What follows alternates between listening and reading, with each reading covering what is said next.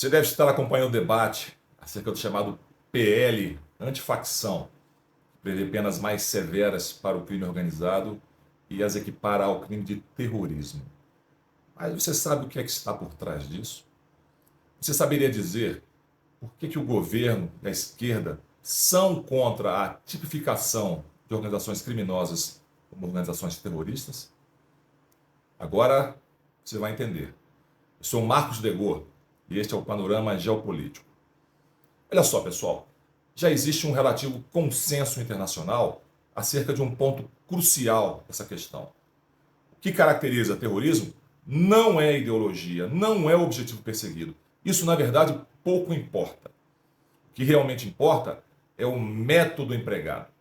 Terrorismo é violência deliberada, violência destinada a causar medo, atingir tanto autoridades quanto a população civil.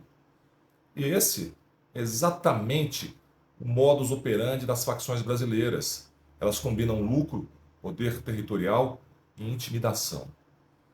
Então, se você analisar, nesse sentido, a Lei 13.260 de 2016, a Lei Antiterrorismo, ela se mostra insuficiente para enquadrar e punir líderes e membros de facções criminosas com a severidade e as ferramentas investigativas realmente necessárias. E por que é que isso ocorre? Porque o legislador, embora tenha focado em atos que visam provocar terror social ou generalizado, expondo a pessoa, patrimônio, a paz pública ou em comunidade pública a perigo, não especificou claramente a atuação de grupos criminosos organizados, com fins lucrativos, que utilizam táticas de terror. E é para sanar essa lacuna que o deputado Guilherme Derrite, do PL de São Paulo, propôs uma alteração a essa lei antiterrorismo via um substitutivo ao PL antifacção, buscando originalmente equiparar as punições aplicadas a membros de facções criminosas às sanções efetivamente previstas para terroristas.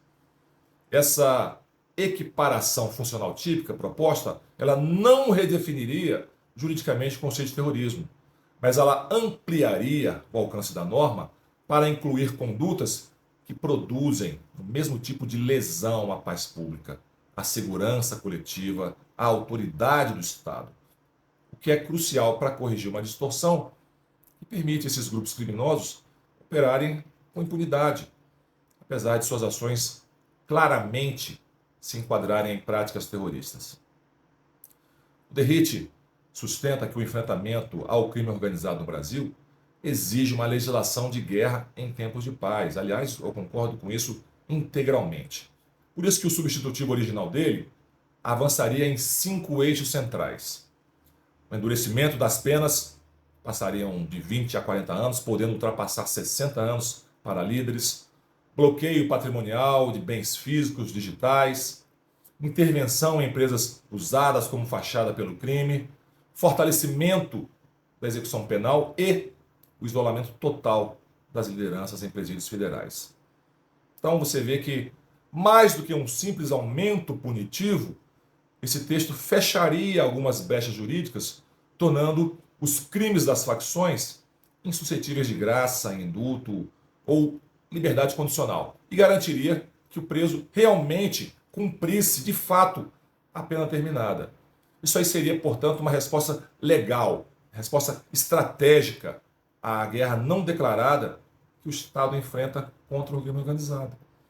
Você vai lembrar que esse projeto foi aprovado agora na Câmara dos Deputados e seguiu para o Senado, mas com diversas alterações. Mas ele ainda possui méritos inegáveis. Ele traz avanços legislativos muito necessários. Um deles é justamente fugir dessa armadilha ideológica imposta pela esquerda para escapar ao debate sobre o tema. Mas, tem sempre mais, né? Tipificar o PCC e o Comando Vermelho como organizações terroristas não é mera questão semântica ou de similaridade de penas. É muito mais do que isso. Essa tipificação representaria uma mudança profunda no regime jurídico internacional. Alteraria bastante o arcabouço legal, diplomático e operacional de combate, abrindo acesso a mecanismos automáticos de cooperação, de bloqueio financeiro, de extradição, de inteligência global. E é justamente por isso que que o governo federal é contra. Veja você que enquanto o crime organizado é tradicionalmente tratado como uma questão policial doméstica, o terrorismo é reconhecido internacionalmente como uma ameaça à paz e à segurança globais. E isso é regido por um arcabouço jurídico muito mais robusto. Existem resoluções do Conselho de Segurança da ONU, como por exemplo a 1373 de 2001 e a 2178 de 2014, que impõem aos Estados o dever de criminalizar o financiamento, o apoio logístico a grupos terroristas, congelar ativos, impedir movimentação transnacional de membros, compartilhar informações de inteligência.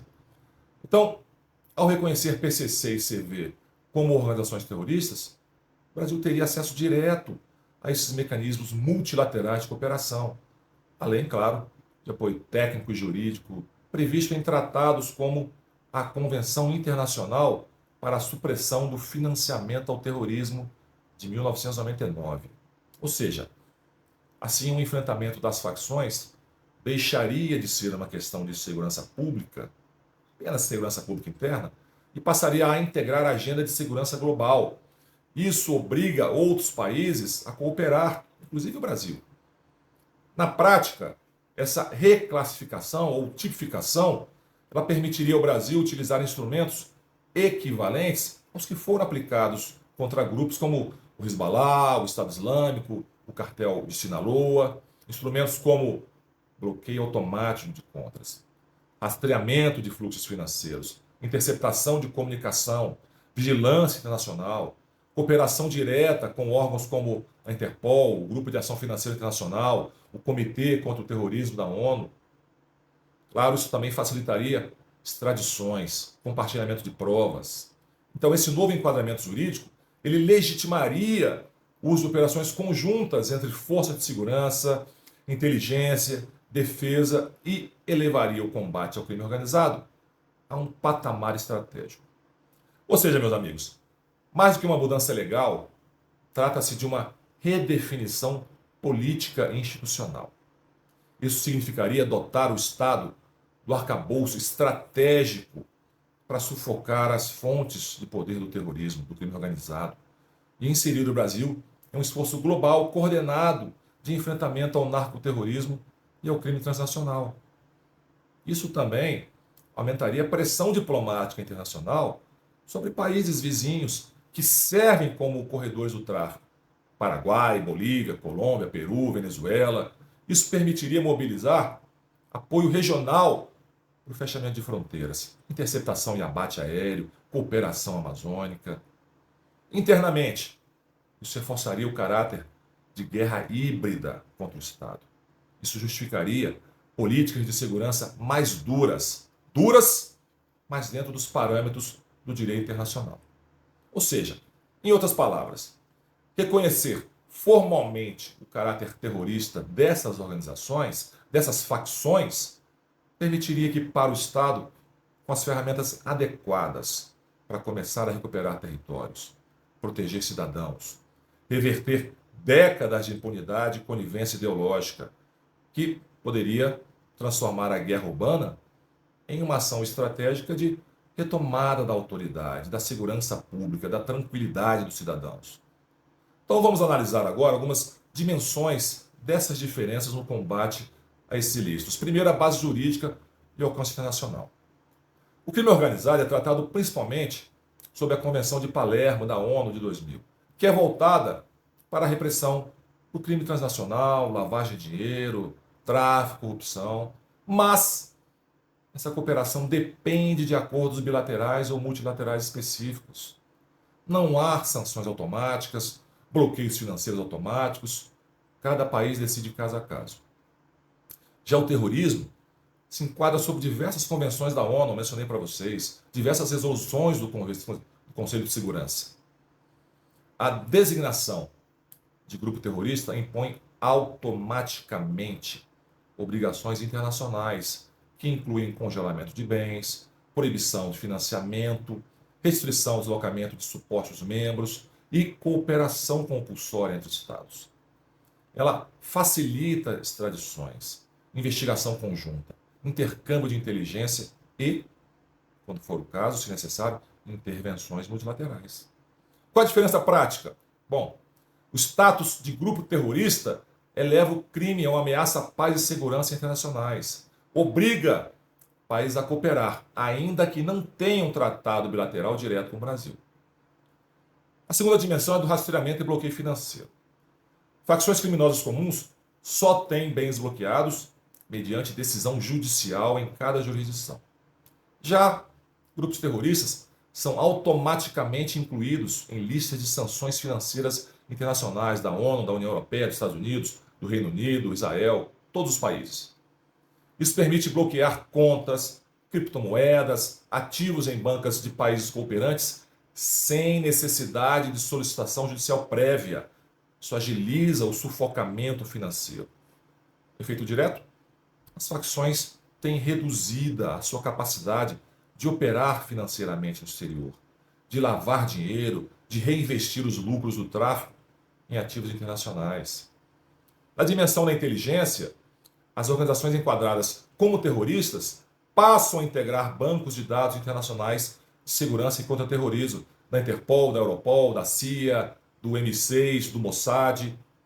Isso amplia o compartilhamento de dados, de comunicações, de deslocamentos de indivíduos, de conexões financeiras. Isso abre a possibilidade de cooperação técnica e treinamento especializado com agências estrangeiras que, de outro modo, não poderiam atuar no tema por restrições legais. Qual seria o efeito direto disso? Bom, as facções deixam de ser um problema doméstico e passam a ser tratadas como uma ameaça global. Isso permite ação coordenada em múltiplos países. Temos ainda a dimensão de extradição e jurisdição universal. No caso de crimes comuns, a extradição depende de tratados bilaterais e da tipificação dupla, ou seja, o crime precisa existir nos dois países. No caso de terrorismo, as resoluções da ONU e a Convenção Internacional para a Supressão do Financiamento ao Terrorismo tornam a operação obrigatória, mesmo sem qualquer tratado formal. E alguns países podem até julgar estrangeiros por crimes terroristas cometidos fora do seu território. É o princípio da jurisdição universal que os Estados Unidos têm aplicado contra os cartéis mexicanos. Efeito direto disso: facilita a prisão, facilita o julgamento de líderes de facções que operem ou escondam recursos no exterior. E nós temos ainda a legitimidade para o uso da força e intervenção. Quando uma organização é classificada como terrorista, o Estado tem respaldo jurídico para empregar medidas excepcionais de segurança e defesa, como, por exemplo, operações conjuntas de inteligência militar. O controle de fronteiras pode ser efetuado sob a doutrina antiterrorismo. Interceptações e monitoramentos são expandidos. E há ainda o apoio de agências internacionais especializadas. Como efeito direto, o Brasil poderia empregar ferramentas típicas de contra-terrorismo com respaldo internacional, sem ser acusado de violar direitos ou de usar força excessiva, porque estaria agindo dentro de um regime reconhecido globalmente. Isso significa que se um país não cumprir com as obrigações previstas na Convenção Internacional para a Supressão do Financiamento ao Terrorismo, ele pode enfrentar várias consequências. Consequências jurídicas, políticas, financeiras, diplomáticas, tanto no âmbito internacional quanto no âmbito interno. Agora, um tema importante. É por isso que a esquerda é tão refratária a essa tipificação, por conta da responsabilidade internacional do Estado. Um país pode ser considerado responsável internacionalmente por violar um tratado das Nações Unidas. Isso pode levar à condenação ou sanções decididas por órgãos internacionais, como o Conselho de Segurança da ONU, leva a pressões diplomáticas efetuadas por outros estados para que se cumpram as obrigações. O Conselho de Segurança pode adotar sanções econômicas, políticas, diplomáticas, especialmente se a violação cometida por um Estado contribuir para a facilitação do terrorismo internacional.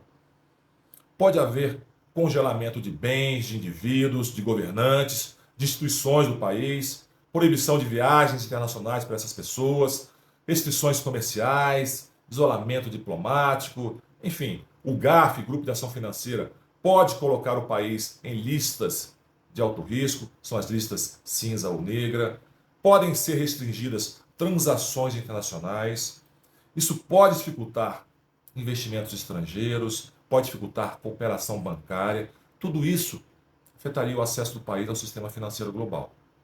E, claro, o país pode ser visto como pouco confiável em matéria de segurança internacional, que pode eventualmente gerar suspensão de acordos de cooperação judicial e policial, pode gerar dificuldade para extradições, assistência jurídica mútua, pode levar a uma menor participação em organismos multilaterais de segurança. Todas essas medidas que eu falei para vocês, elas já foram, em maior ou menor grau, aplicadas contra países como Irã, Coreia do Norte, Sudão, Paquistão, inúmeros países. Você entendeu agora por que o governo federal não quer essa tipificação? Bom, resumindo, porque isso obrigaria o Brasil a combater efetivamente o crime organizado. É isso. A partir daí você pode tirar as suas próprias conclusões. Bom, eu espero que essa breve análise possa ter te ajudado a compreender um pouco mais esse debate tão ideologizado. Não caia em conversa fiada. Procure se informar com quem realmente entende do assunto. Aqui nesse canal não tem chute, não tem pitaco, não tem papo furado. Tem análise séria, fundamentada. Se você gostou, senta aí o dedo no like e compartilhe com os amigos interessados no tema. Até a próxima!